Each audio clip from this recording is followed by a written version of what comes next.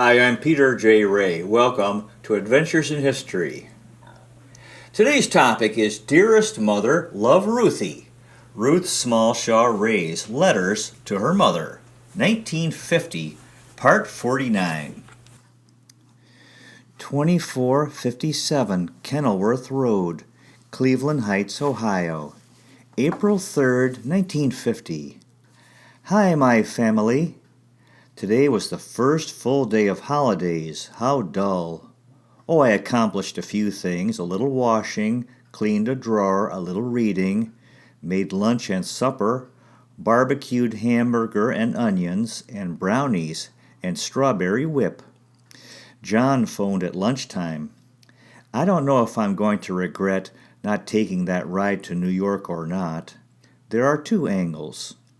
As John said, think how he'd feel, me driving all night with four strange fellows, and spending 4 days in New York with Frank showing me around. He said, why couldn't you have a nice girlfriend there? And it's true.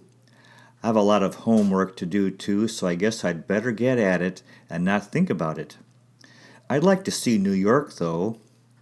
We went to Spike Jones Saturday night, a little crude in parts. One particularly clever number was Beetlebaum. They had the stage black and showed a movie of a horse race. Then, of course, came Beetlebaum, an old nag trolling along. It went on, of course, and was really very clever. Showed one scene of an old Ford plowing through traffic and causing several accidents. Mayor Burke's late for work. Wednesday. It's just as well I decided to stay here for the holidays. The more reading I do, the more I find I have to do. John's exam is Friday and mine Monday, so I've been going over to the co-op and studying with him. I get much more done because he has such a good power of concentration. It's catching. We went to Man on Eiffel Tower with Charles Lawton. It was really very good. Don't go to Stromboli. We went a week ago and almost walked out.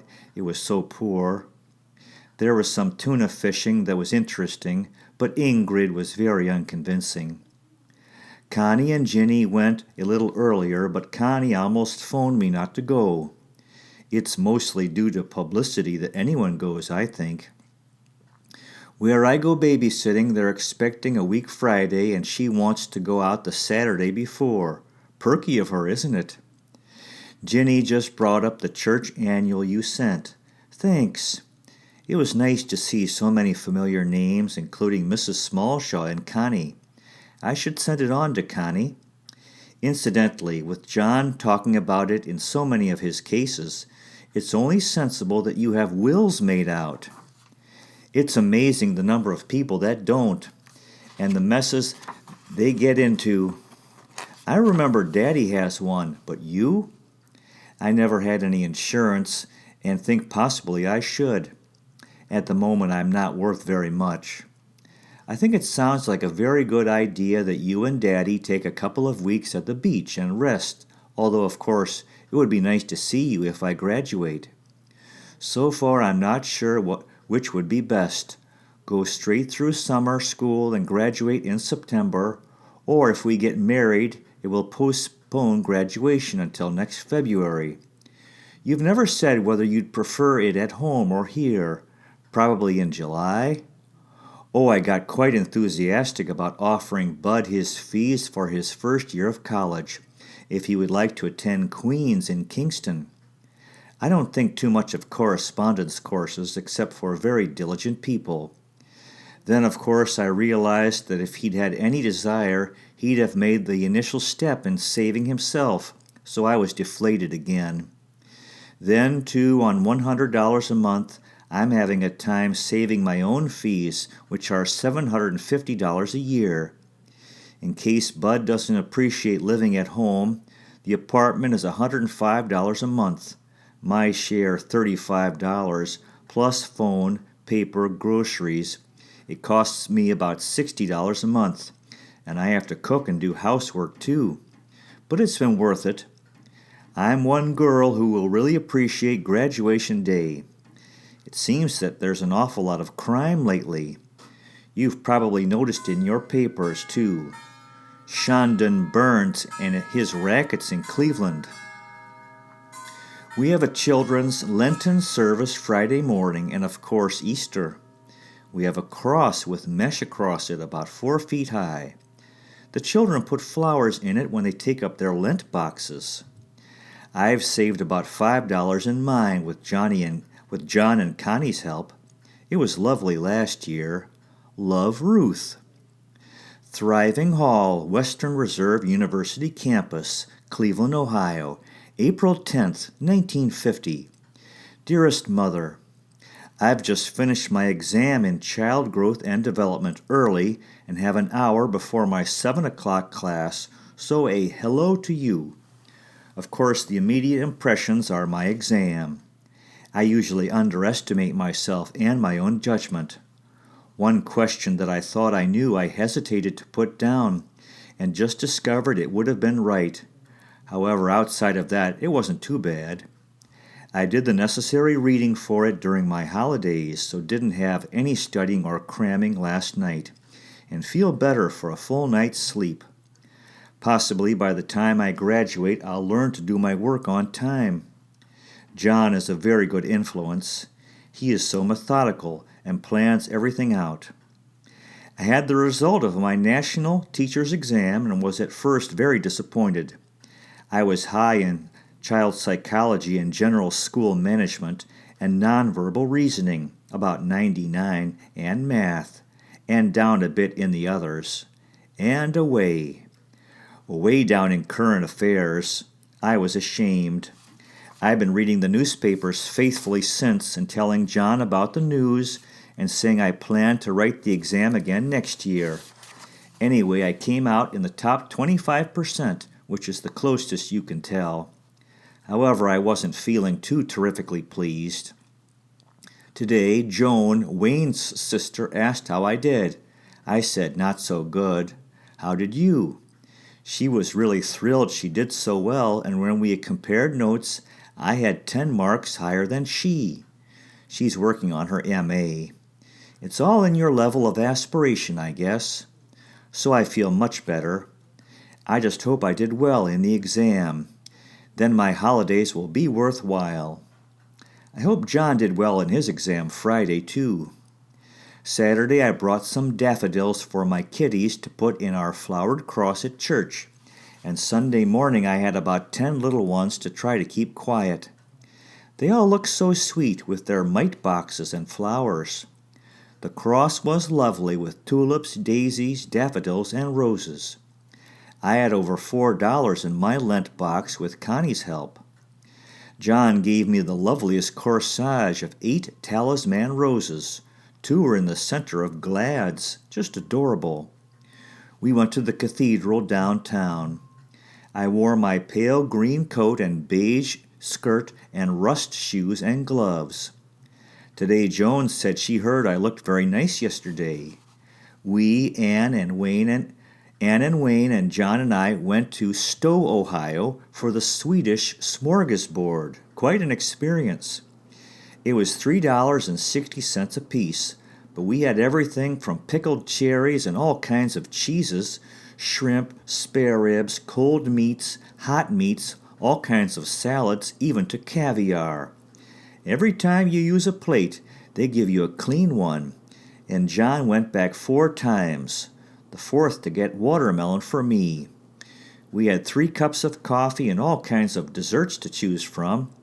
We had strawberry shortcake, angel food cake, and chocolate after. Of course, I got full looking, but it would be an ideal place to feed growing boys, although it's all such rich food. It was fun. Caviar looks like buckshot and tastes fishy. We drove around Kent University, where John's mother went, and where I thought of transferring to a very pretty place. First day back at school, and I felt rested. Carolyn is back from Florida and has a little tan. Thank you so much for the sweet card and letter. It made me so happy to hear from you, and also Connie and Marion Saturday. I love you and hope you had a happy Easter too. Love, Ruth. P.S. I got my midterm grade back in a reading course, and I got 100. I'm getting smarter. Love, Ruthie. 2457 Kenilworth Road, Cleveland Heights, Ohio, April 18th, 1950. Dearest Mother, I got your letter yesterday, and my goodness, dear, but you do sound blue. Like the way I am once in a while. And the only remedy I can find is a good night's sleep and then delving into some interesting project and keeping busy. John and I haven't made any definite plans regarding the summer. Wayne says he'd like to know whether he and Anne should plan a trip to Saskatchewan or not, since he'd be the best man. As a matter of fact, he asked John that last September, so I guess I should decide. Hamilton would not be a good idea. It would be too impersonal. I don't belong there, don't know the church, and really don't feel I know Chris well, although you probably do. It wouldn't be my wedding. I'd rather have it here where my friends are than Hamilton, and it would be just as far for you as coming here. Home would be best, though, but as John says, that's not the main issue. It's deciding. We had a nice weekend. We went to the library Saturday afternoon, and then we went to the Commodore, then the university dance. Patty Page sang.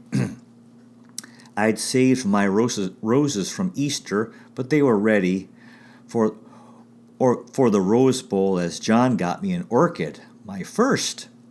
We had a good time at the dance and went to the co-op party after.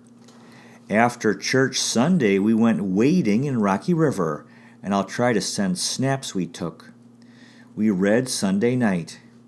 We're going down to see Gloria and Dave in Cincinnati next Saturday. I got her some china for a wedding present. She's collecting dragon flower.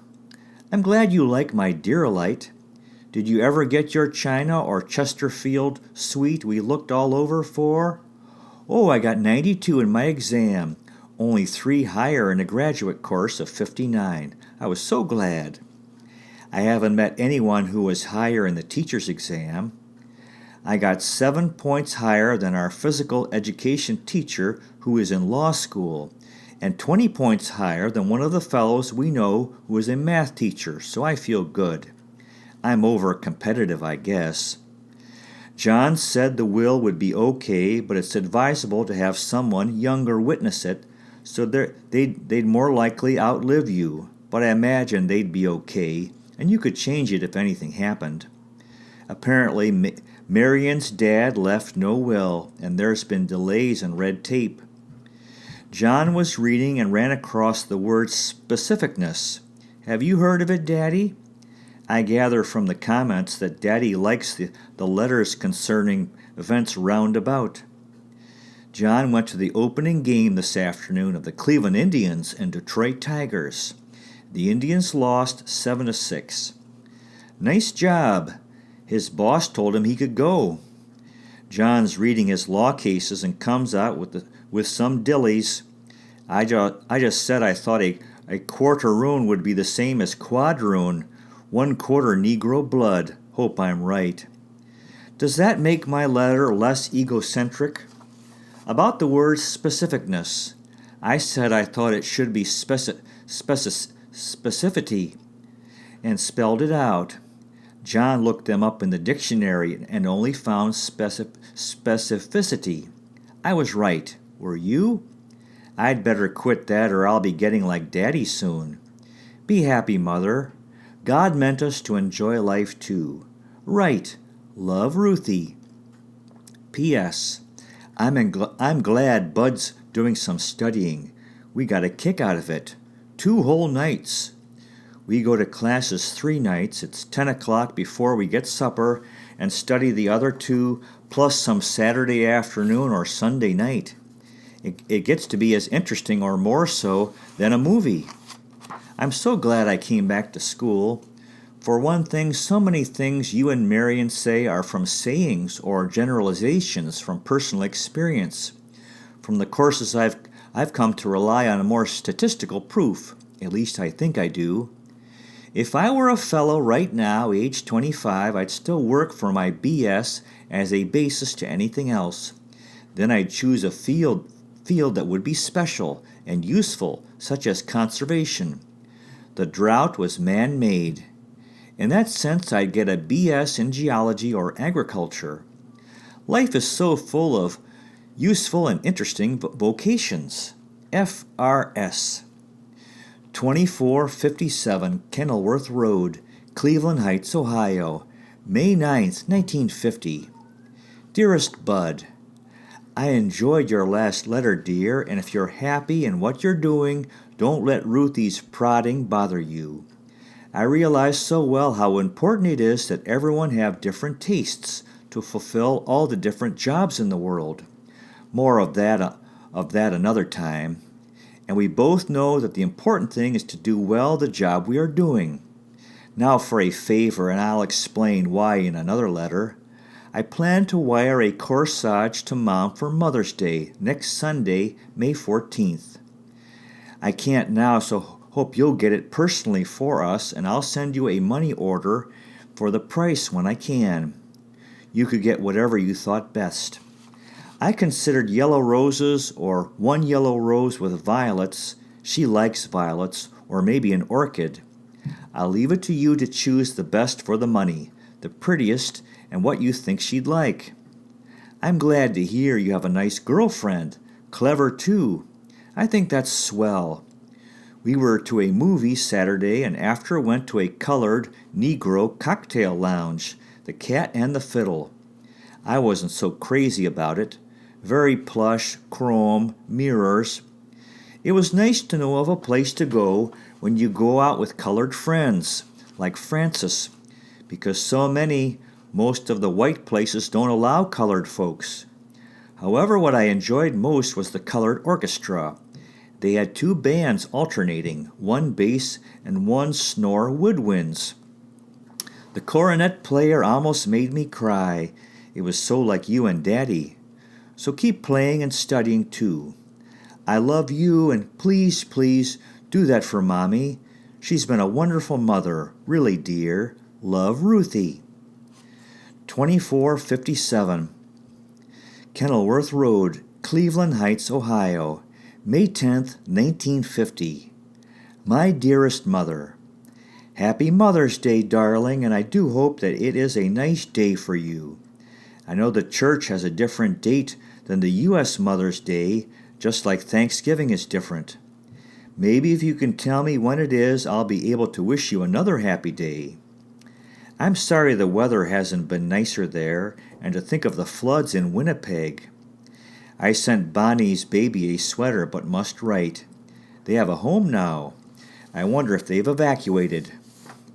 I'm glad to hear that Connie's happy she's home. She wrote that she has a job at the GN, and also glad to get back to the church group, so I guess that's what she wanted. We had a nice weekend. After we got the groceries, John went to the dentist, while I looked for some material on conservation in the library. I've been so disappointed in Canada. Every place I've written in the United States, I got immediate replies, plus material, but not one answer from the Canadian places. I had a nice letter from Bud. Connie says Pete is coming down east. It's amazing to think of university out. John has 2 more weeks, and I have 4 more plus 2 more at A.G. Bell. Saturday night we went to the movies with Paul and Ada, and afterwards went to a very elite Negro cocktail lounge. They had 2 orchestras, one terrific trumpet player, and I suddenly found myself lonesome to hear Dad and Bud. I didn't like the place too much, but I'm glad we know now of a place to take any colored friends like Francis, because the white places are sometimes discriminating. Sunday, after Sunday school and church, I got caught up on a lot of work. An illustration of the ear for Miss Bender for a pamphlet they're publishing reports. John played golf and seemed sorry I didn't go with them at least. We went babysitting at night. Happy Mother's Day. I love you so much, Ruthie. Editor's note. After this letter, Ruth and John were involved in a very bad car accident. Back then, they didn't wear seat belts, and Ruth's head went through the windshield, and her face was severely cut. 2457 Kenilworth Road, Cleveland Heights, Ohio, May 12, 1950.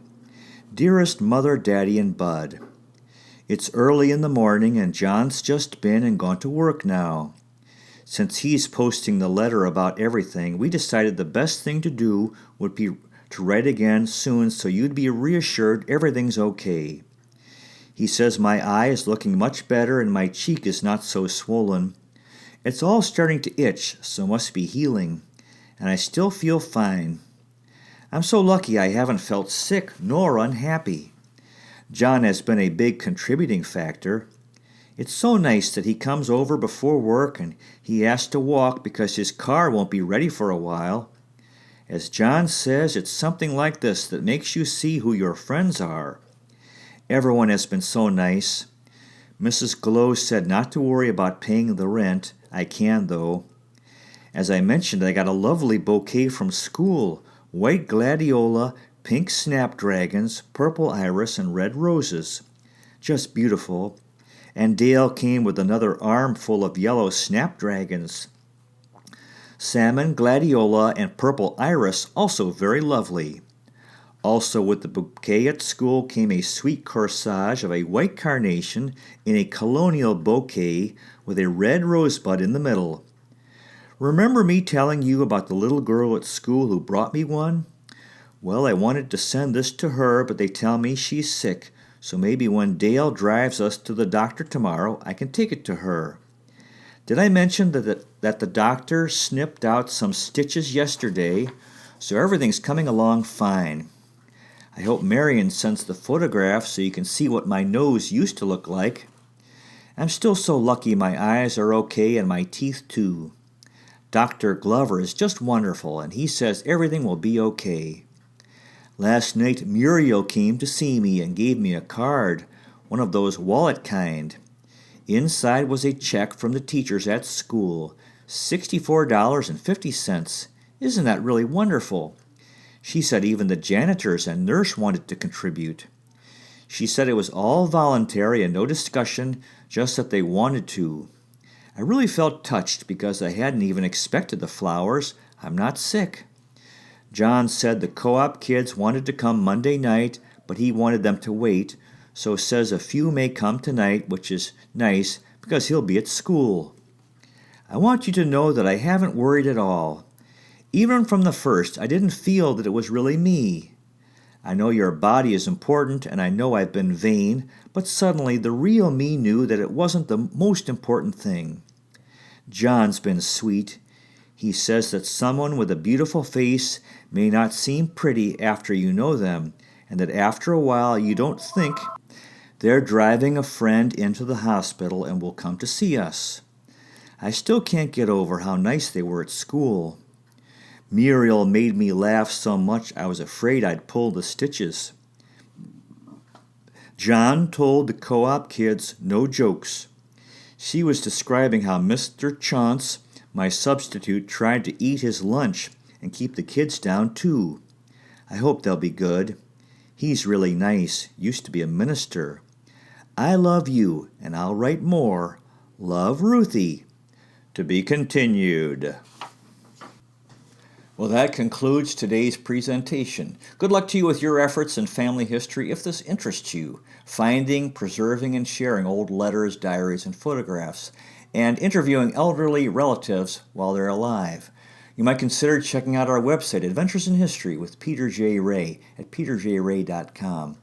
You also might consider checking out our podcast, Adventures in History, available on Spotify, Google, and other places. Thank you so much for watching. I really appreciate it. God bless you. Take care, and I'll see you next time.